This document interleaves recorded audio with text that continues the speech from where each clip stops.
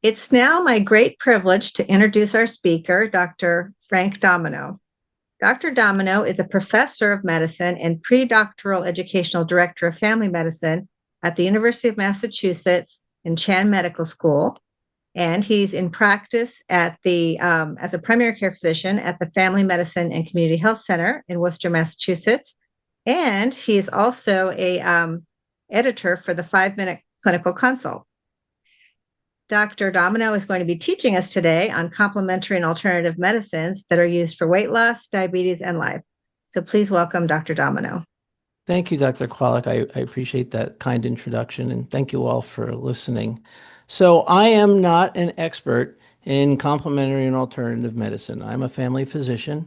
At the medical school, at the UMass Chan Medical School, I have been responsible for the evidence-based medicine curriculum since late in 1999. And so a number of years ago, some folks at the BI asked me if I could put together some information on the best evidence concerning complementary and alternative medicine. And so I did what I normally do. I did a number, this is long before AI was a thing in our life, and I researched a variety of things and kept not finding, the data I was hoping to find, so I dug some more. And that's what I'm going to be showing you today. Some of this is going to be, no, don't bother. Some of this is going to be, yeah, this is probably okay. Some of this is going to be, this is definitely worth doing. So let's talk a little bit. My objectives are to review the best evidence on complementary and alternative tools for diabetes, in particular type 2 diabetes, a little bit of focus on general weight loss and healthy living. Discuss the evidence that supports or refutes some commonly held beliefs about supplements and vitamins, and give an estimate of new complementary and alternative interventions that may have a role in the future, but are right now not evidence-based. We know that 50% of our patients are using some form of vitamin or supplement. It's $55 billion a year industry. That's probably an underestimate. So while we need to know the medical literature well about many of the interventions we do, we need to realize that our patients are trying these things because a friend told them, they saw it on some website, or possibly some influencer encouraged them. If you do just a plain Google search, you will find any sort of herb or vitamin improves diabetes outcomes. And this is just a great picture because it shows all these things. Some of them you've heard of, some of them you have not. All these things supposedly have improvements in diabetes care. If you just do a plain Google search on vitamins for diabetes, you get tons and tons of people trying to sell you multivitamins that are supposedly going to help you have specialized nutrition with extended energy, and Lord knows what else. And I'm here to say that maybe these things are not helpful. So some general concepts when you look at data concerning complementary and alternative medicine, when you look at anything and use the concepts of evidence-based medicine, you have to know a bit about bias. Well, this body of literature suffers greatly from publication bias. Publication bias occurs when the authors of a study only publish a study that was found to have a beneficial outcome. So the biases of the authors are coming through. If they published everything that they did, then that'd be great. But we know probably about 40% of all the medical research done in the world right now never gets published in the medical literature. I can think of one example that happened in central Massachusetts. We had, there was a study in this part of the state that looked at the use of, I believe it was fish oil tablets on improving cardiovascular events. And I remember talking to the researcher during the course of the study, and then I saw him years later, and I said, whatever happened with that? And he's like, oh, it didn't work. And I said, oh, did you publish that? Because I never saw it. And he said, nah, we didn't bother wasting our time. I think that happens both in the pharmaceutical industry as well as in researchers in worlds, because they need data, they need grants to survive. And if you publish information that shows your work doesn't work, it might make it harder in the future. Many of these studies talk about statistically significant changes in outcomes, but they don't always talk about truly clinically significant changes. And you've seen this in your professional life where you were told, "Oh, this is statistically different," but the reality of the matter is it probably means nothing clinically. Most of these studies look at intermediate outcomes. They're very short term. So I will be talking about reductions in fasting plasma glucose over and over and over again in the next 45 minutes. But we don't know if that correlates with hard outcomes like reductions in mortality or heart disease or kidney disease or even improved quality of life. Most of the trials in the complementary alternative medicine are poor quality. They use different doses because these are not regulated. They use different lengths of treatment, small number of subjects in the studies. Sometimes there are controls, sometimes there are not, and supplements are unregulated, so you never know what people are getting. Finally, I want to talk about meta-analyses. Systematic reviews are when you take lots of randomized controlled trials or lots of the same sort of study and combine them as if they're one study to see if the combined large N number of people being studied tells a different story than any of the smaller studies. When you quantify that, we call that a meta-analysis, and we often publish a forest plot. Forest plots, when you're trying to combine all these different studies, we have a way to grade how different the studies are. And we call that heterogeneity. And the way we quantitatively demonstrate that is something called an I-squared score. And if the I-squared is greater than 50%, it means there's a very high likelihood that the methods of the studies that being compared are combined are very different from each other and thus at high risk for bias. And we're going to see many of the meta-analyses with very, very high heterogeneity scores. So these are all the places that I went. Like I said, initially looked at guidelines, initially looked in the National Library of Medicine. I used open evidence and a variety of other AI tools to evaluate some of the literature. I trust the Cochrane. The Cochrane Database of Systematic Reviews is without a doubt the most trusted database of unbiased researchers that we can find. So I'd like to use Cochrane studies when I'm able. There's also a database that probably most of your hospital libraries use called Natural Medicines. It used to be called Natural Standards. And it's a database where they try to combine and grade complementary and alternative interventions on healthcare. So I looked in all these places. And so let's see what I found. So in 2024, the American Diabetes Association said there's insufficient evidence to support the routine use of supplements and micronutrients, things like cinnamon, curcurium, vitamin D, aloe, chromium, to improve glycemic control in people with diabetes. And they recommended that we do not recommend antioxidant supplementation due to their lack of efficacy and potential for long-term safety. And we're going to talk about one a little bit later on in this talk. 2023, there was a comparative effectiveness network analysis of vitamins and supplements. So here is a type of study where they combine all the best data on a variety of topics. And it found that people who used chromium had a slight reduction in fasting blood glucose, but a very low certainty evidence. Vitamin K lowered A1C, very low certainty. Vanadium, I've never heard of that one. Lowered cholesterol. Niacin, we know, has some influence, but a very low certainty. Vitamin E lowered LDLs, but that was it. And the data was, again, very low certainty. So I think it's very reasonable to recommend against all of these, but let's dig into them a little bit. Whenever we talk about diabetes and supplements and herbs and complementary alternative medicine, the subject of cinnamon comes up.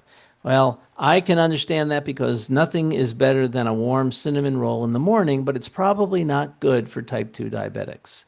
So this is a 2017 literature review on nicotinamide, ginseng, fenugreek, vitamin D, chromium, and cinnamon, and they talked about its influence on fasting plasma glucose.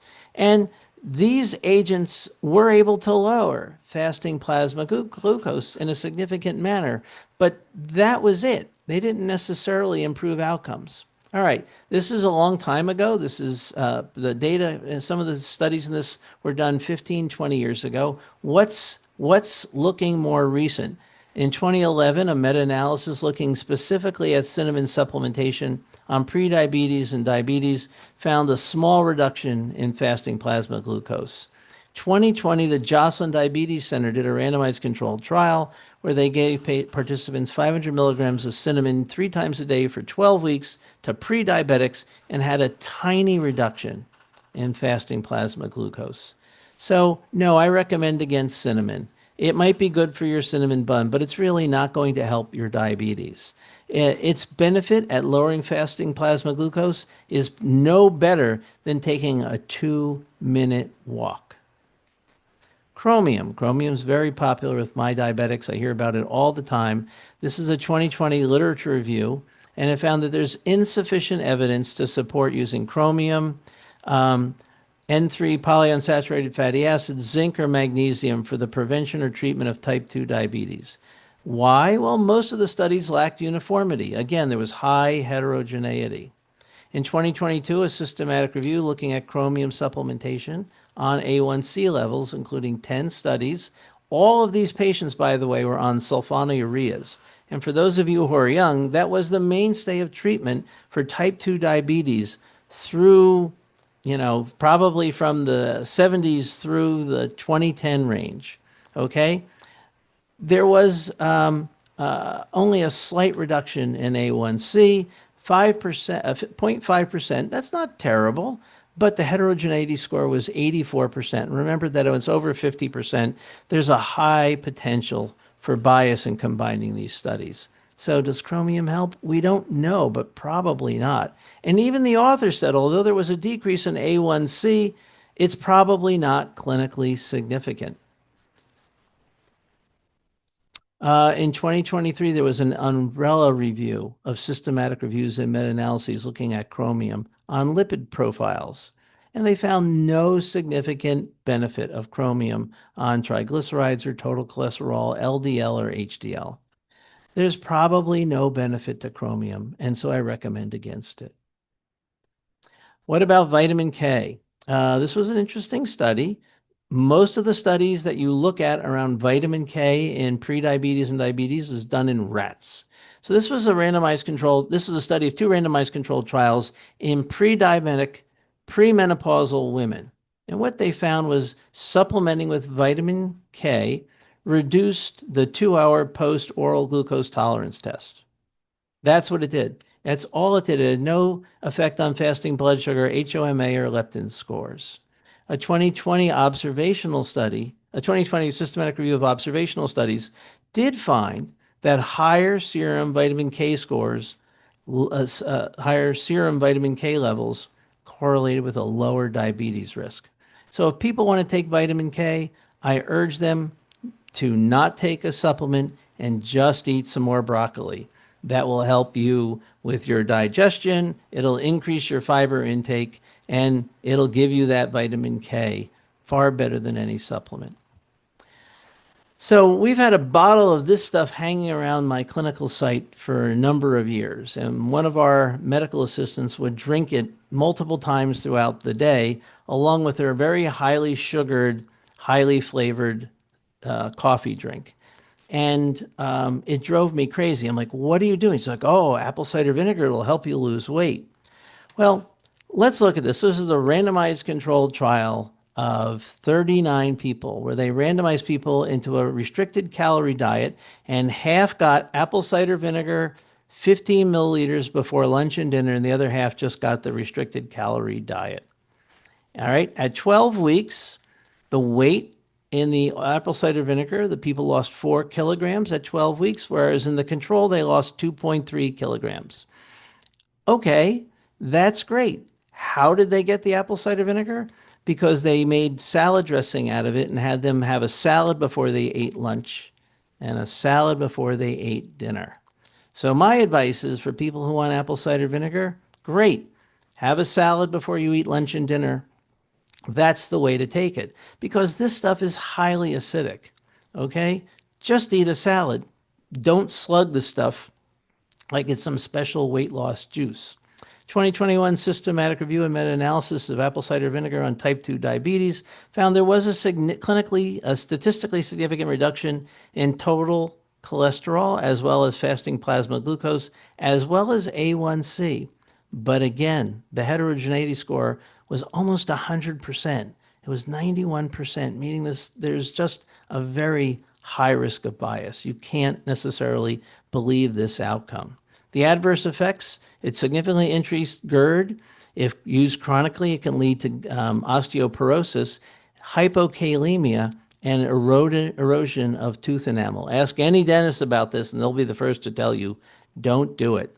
So if people want to use apple cider vinegar and they don't want a salad, I give them my recipe for marinated and pickled red onions. This is great on burgers, to throw on a salad, or use anywhere. But please, please, please don't drink apple cider vinegar thinking it's going to help you or any outcomes. This is a 2023 systematic review looking at cardiometabolic outcomes, 25 trials. And again, there was a slight benefit on fasting blood sugar and total cholesterol. But again, look at, and A1C, but again, look at the I-squared scores. They're very high. You do not want to hang your hat on this as a solution, but I would on a salad. Vitamin C, I want to say something positive about something. This is a 2023 meta-analysis looking at the influence of vitamin C supplementation on A1C, 22 trials, and it found that A1Cs were reduced by about 0.5%. Again, the I-squared score is 90%. That's because people were using a huge range of dosages in these studies, anywhere from 1,000 a day to 50,000 a day. They did it for 12 weeks. There was no impact on HOMA scores. I cannot believe that vitamin C supplementation is going to have that big of an influence on our type 2 diabetics. So if patients really want to take vitamin C because they think it makes them live longer or have less colds or whatever, it's okay to still recommend some vitamin C. The question is how much.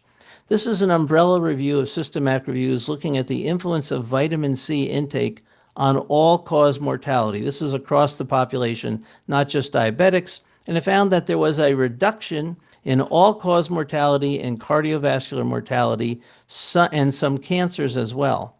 The effective dose, 50 to 100 milligrams a day, essentially eating an orange a day. So if patients want to take some vitamin C, it's water soluble, it's not going to hurt them. I don't care how much they take as long as they get at least 50 to 100 milligrams a day. If it makes them feel better, great, but it is not going to cure their diabetes, and maybe it'll lower their risk. That raises the question, why? So you may have heard about 2 years ago, a study came out saying that scurvy was on the rise. It's so amazing how a headline can distort reality for so many people. So yes, there was a series of cases reported in the literature that there was the rate of scurvy in the US was going up. That's because the vast majority of the population in these cases had severe neurodevelopmental disorders and had very restrictive diets, and they were not getting any vitamin C in their diet. Scurvy is not rising in the general population, but people eating adequate fruits and vegetables, the people getting inadequate access to those things is rising. And I think maybe that should be our focus. But I want you to feel comfortable that the rate of scurvy in the general population is not going up. Vitamin D. I have a mixed relationship with vitamin D. I looked at this literature for well over 15 years. I keep hoping it's going to get better. And this is a fairly positive look at that data. 2023, looking at vitamin D supplementation in pre-diabetics. They compared 20,000 international units weekly versus 4,000 a day versus D3 supplementation daily versus placebo. The trials were at very low risk of bias, and vitamin D reduced the hazard ratio, the change in risk over time, in this population of pre-diabetics. The number needed to treat was 33. That's pretty good, but it was only significant for the daily supplementation of the 4,000 a day. The study also found having a serum 25-hydroxy level over 50 also decreased that risk dramatically, with a number needed to treat of 5. Okay, so no adverse risks, no increased risk in kidney stones or hypercalcemia. Vitamin D, when used appropriately, may have a beneficial effect on pre-diabetics, preventing them from evolving into diabetes. But let's look back. Why would this happen? Some people believe it's because the vitamin D improves HOMA function in the body. This study found that there was, but again, the heterogeneity score was quite high. It lowered the lower HOMA scores as well as fasting insulin levels. So vitamin D is one of the 4 fat-soluble vitamins. If you have obesity and that's contributing to your type 2 diabetes, your serum levels of vitamin D are low. Supplementing may improve your physiologic function and thus maybe impact these other issues. That's a theory. I can't prove that, but I think when you're taking something like a fat-soluble vitamin, you want to be very careful about taking too much. And in these studies, it's important to note that it was the daily supplementation that had the impact, not the weekly or the monthly. This is a 2023 meta-analysis, huge, found again that there was some reduction in A1C scores as well as HOMA scores, and it was most effective in those with obesity and those who are taking 4,000 a day. So the Endocrine Society has an opinion on this, and they say that we should not be testing 25-hydroxy vitamin D levels, and we should not be classifying them as sufficient or insufficient if we do test. They say the USDA recommends 600 units a day until age 70 and then 800 if you're older, but that's looking at really old data, those especially without obesity, so I'm not sure that's clear. Vitamin D supplementation is recommended by the Society in pregnancy and for those at high risk and those with prediabetes. And when the supplementation is given, it's recommended to be given as a daily dose, not weekly or monthly. So I'm okay endorsing vitamin D, 4,000 a day by mouth every day, especially for those with prediabetes and those with diabetes. Berberine came out, made its role in the market, I want to say about 3 or 4 years ago, and then more and more studies. Berberine's another supplement that you can buy. It's readily available. It's totally not controlled. This is a systematic review looking at 20 randomized controlled trials and found that A1C was dramatically reduced in people who took it. The I-squared was 52%, so just over that threshold for high risk of bias, but lower than a bunch of the ones that we've seen so far. Lowered insulin levels, HOMA levels, and postprandial glucose scores. This study also found that the influence of berberine was greatest in women and those of Asian descent. There's even been another paper that looked at berberine's effects in MASLD and found that it was effective in slowing progression there to MASH and possibly slowing the progression to diabetic nephropathy. So this is a maybe. I love the fact that we have a decent systematic review and meta-analysis.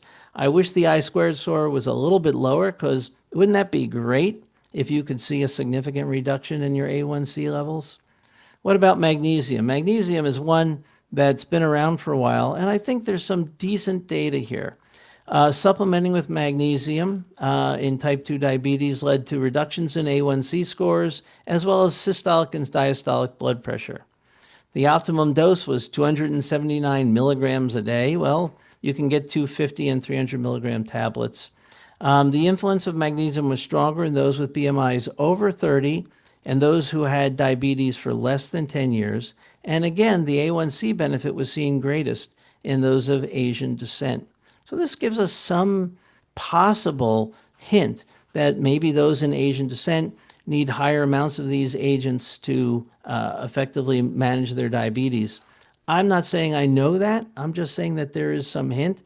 And the real danger with magnesium is that in high doses, it can be a cathartic.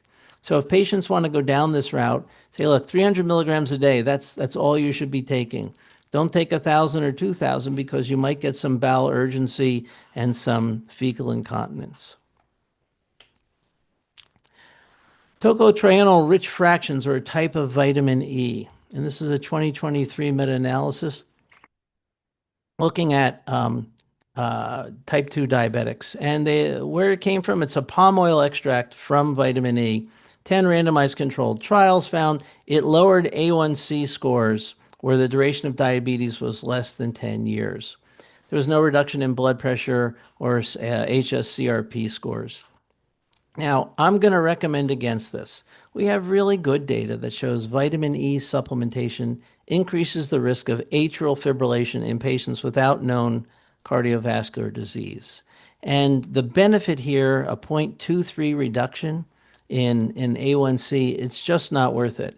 So I kind of steer people away from vitamin E of any sort, in particular palm oil, cooking or eating foods high in it. And I would recommend people not necessarily take this as a supplement.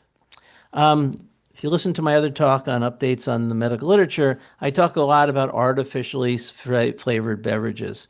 This is a health profession study that found that high amounts of total sugary beverage intake, meaning more than 1/2 serving a day, was associated with a 16% higher diabetes risk. In using artificially sweetened beverages, consumption, again, a 1/2 serving a day, was associated with an even higher diabetes risk. Why was that? Well, physiologically, we're not sure what the artificially sweetened beverages does to your pancreas, but we do know that people who use artificial sweeteners think they can probably eat and cheat or misuse food in other ways because they didn't get that sugar.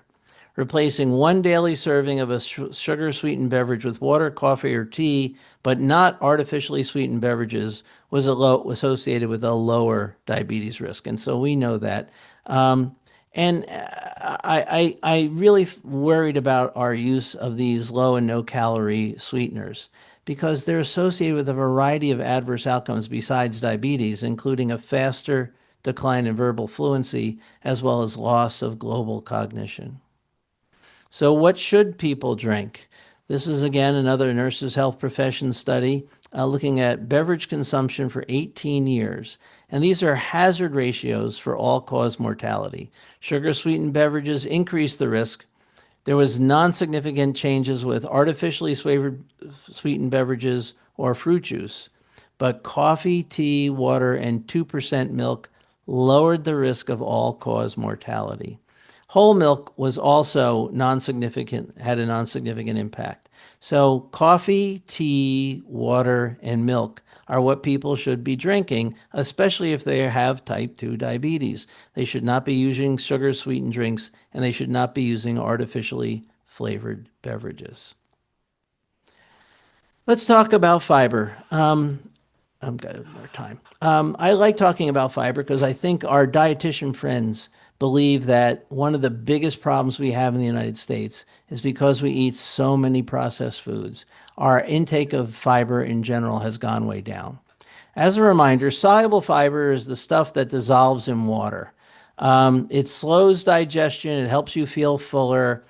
We see it in fruits and a variety of other places. You may recognize it's the soluble fiber is the stuff that comes in the orange canister that I'll show you in a minute. Insoluble fiber does not dissolve in water. It does not get digested, and it acts as a cathartic. It acts as a stimulant to help clean out the bowel. And it's seen also in lots of green vegetables, lots of fruits, and things that have a fair amount of roughage. So in 2016, a randomized controlled trial looked at soluble fiber intake in type 2 diabetics. And this is really what got me interested in this. And they found that 8 weeks, the average weight loss in the soluble fiber group, they had 10 grams of soluble fiber a day, was 3 kilograms at 10 weeks, and the A1C dropped by an entire point. An entire point. So, like, what is going on with soluble fiber in the gut? So 10 grams a day is not simple. So this is a 2019 systematic review looking at 13 grams of soluble fiber, and it found that in type 2 diabetes, it reduced A1C, fasting blood glucose, and HOMA scores. And the authors concluded that viscous soluble fiber improved conventional markers of glycemic control, beyond usual care and should be considered in the management of type 2 diabetes. So how do you get it? Well, ideally, you need 7 to 10 servings of fruits and vegetables a day. So why soluble fiber? Well, soluble fiber goes through the gut. It's fermented into short chain fatty acids. And these short chain fatty acids decrease gluconeogenesis and increase your own production of GLP-1. That's right. You can make your own. And I tell patients they can make their own GLP-1 if they can't afford it and can't get their insurance to pay for it. This is a systematic review looking at 12 randomized controlled trials on the supplementation of soluble fiber on BMI and body weight. The average dose was 10 grams over 17 weeks, and the fiber lowered BMI, lowered body weight, and lowered body fat. As I mentioned, the American Dietitian Association recommends 25 to 30 grams of fiber per day, and that correlates with 7 to 10 servings of fruits and vegetables a day. If you can't afford it or you don't want to tolerate eating it, there is the stuff in the orange container, and that would be 1 teaspoon of that stuff 3 times a day, typically before meals with water. If you don't drink water with it, this can become constipating. Now, I cannot stand the stuff in the orange can because it's full of artificial sweeteners. So there's this other brand that's just got a tiny amount of brown sugar mixed in with the psyllium fiber. I like it a bit more. I can't endorse anything, but I can tell you that if people don't want to go the route of eating enough fruits and vegetables, these things are reasonable options, but they have to work up to 10 grams divided throughout the day. You may have heard of the Cosmos trials. So the people at Mars, the people who make candy, tried to determine if cocoa supplementation would have any health impact. So they did a variety of Cosmos trials, the cocoa supplementation and multivitamin outcome studies. And there was a number of them. And they looked at the influence compared to their control group, which just took a multivitamin, on cardiovascular disease, cancer, and dementia in U.S. adults. And a subset was the Cosmos Mind study, where they looked at cognition for people who were supplemented with either cocoa or a multivitamin. And the cocoa extract had no effect on global cognition scores. So they at least published it, but it didn't work. But it turned out the multivitamin had a slight benefit on global cognition. And the authors concluded that the clinical significance of our multivitamin findings is difficult because repeat cognitive testing distorts estimates of treatment-related change with regard to cognitive age. So in 2024, they did another review of the literature as a meta-analysis, the Cosmos Mind study. And what they found was that, again, multivitamins had a slight impact on episodic memory and global cognition, but the cocoa did not. Now, this was done in the US by our friends at Mars. So, should you be taking a multivitamin? I think the literature says it doesn't improve cardiovascular outcomes. It doesn't necessarily improve cancer outcomes. Does it improve cognition? I can't buy that. If it does, it's ever so slight and possibly associated with someone who may already have a vitamin deficiency. But you still hear a great deal about chocolate. And that's because in 2018, there was a systematic review showing that it might lower cardiovascular risk. Now, this study was done in Europe where they compared the lowest consumption of chocolate to the highest, and they found that the odds ratio for developing cardiovascular disease was reduced.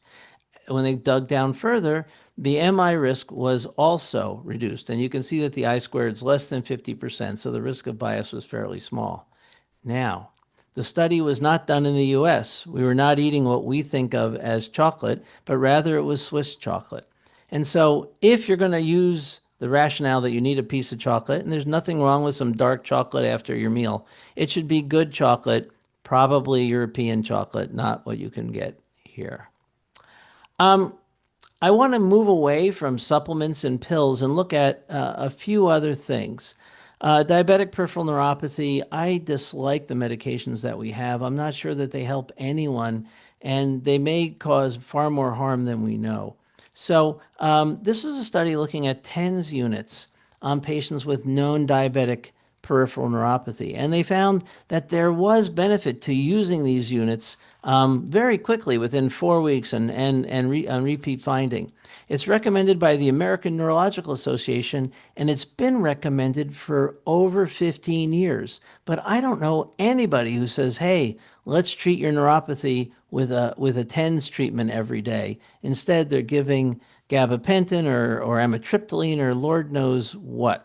So I think we should really be open to reconsidering how we approach diabetic peripheral neuropathy. Acupuncture has been studied as well. There's been multiple systematic reviews showing that it improves pain, motor and sensory nerve velocities, and quality in life with minimal adverse effects. Now, of course, acupuncture is not paid for by most insurances. A TENS unit is not either, but a TENS unit's going to be, you can buy one online for $35 or $40, make a referral to your favorite physical therapist to teach the patient how to use it, and let them have an improvement in a variety of outcomes and hopefully improve quality of life. All right, I have covered a great deal of information in the last 45 minutes. I recommend against things like cinnamon, chromium, and apple cider vinegar, and strongly recommend artificial sweeteners. What's the list of things that probably help our diabetics? Vitamin C in a small amount, vitamin D daily, magnesium, coffee, water, milk, 2%, and tea. Try to work them up to 10 grams of soluble fiber, typically psyllium. Wheat, dextrin, and others don't have that effect.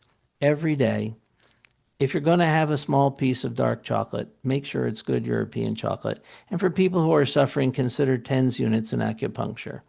Watch for mood data on berberine and maybe on the vitamin E derivative, tocotrienol-rich fractions.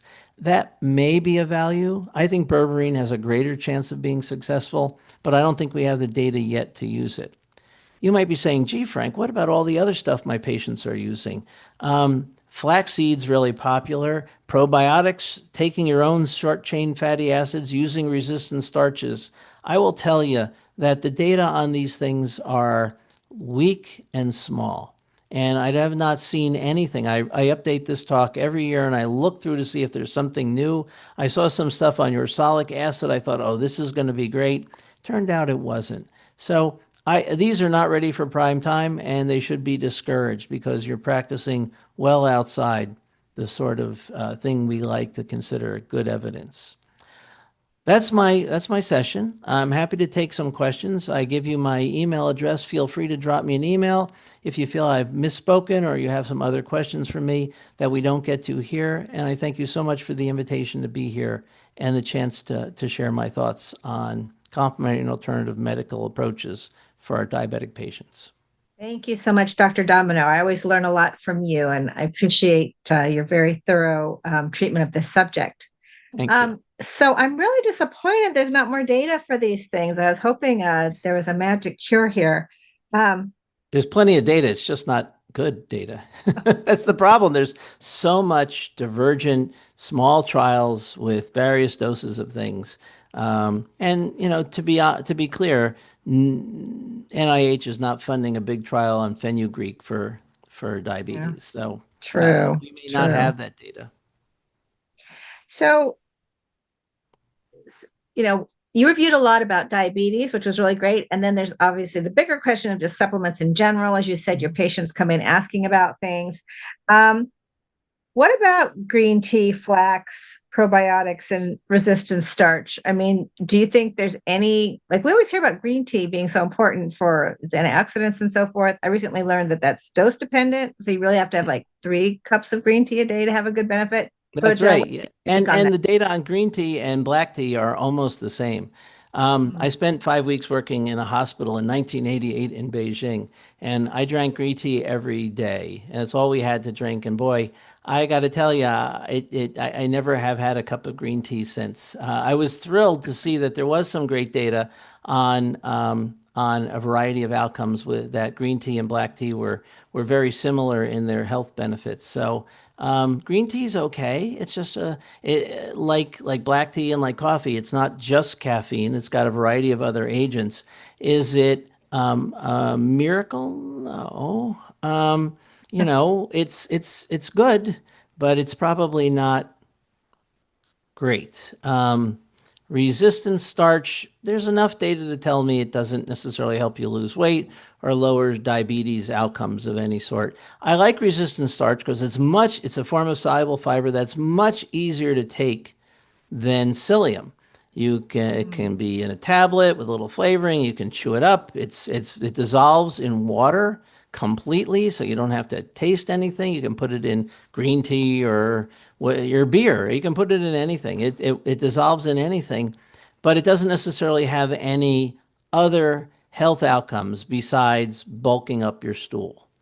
So that is disappointing. Um, I would say of that list of things, berberine is probably the one. If I were to predict one thing that might have become more commonly used, it probably has some stimulant effect, and that's probably where it gets its benefit from. But it's not standardized, and so. And just like ephedra, we don't know what are the implications of taking a non-standardized, non-regulated supplement on people with higher risk than normal of heart disease. So I'd love to see berberine come out as being safe and effective. I can't endorse that yet. And what about vitamin D? I always hate to give up on it. And I think also, if you step back and you're looking at osteoporosis prevention and all that, I mean, I just don't want to throw vitamin D out. No, I used to for my friends at BI, I used to do a whole half-hour lecture on the Yeah, science I've of heard it. vitamin D. And I like vitamin D. I take it every day, take 4,000 a day. You do, I okay. have my wife take it. I urged my daughter to take it. Okay. Because I think, in particular, for women's health, all the studies that say, oh, vitamin D supplementation may not benefit osteoporosis, well, that's when you start treating people at 65. And we know if you started menopause at 38 or 40, you kind of missed a big window. And so Yeah. we have great data on vitamin D improving outcomes with regards to premenstrual syndrome and a variety of other outcomes. It may lower some risks with regards to asthma.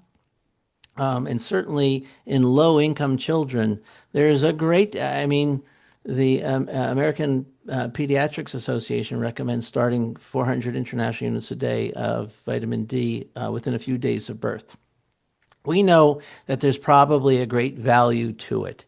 And as a fat soluble vitamin, if you don't get adequate amounts, then you're going to become relatively deficient in it, and that can lead to a host of outcomes. So no, I'm totally fine with people taking vitamin D, and that's why I supported it.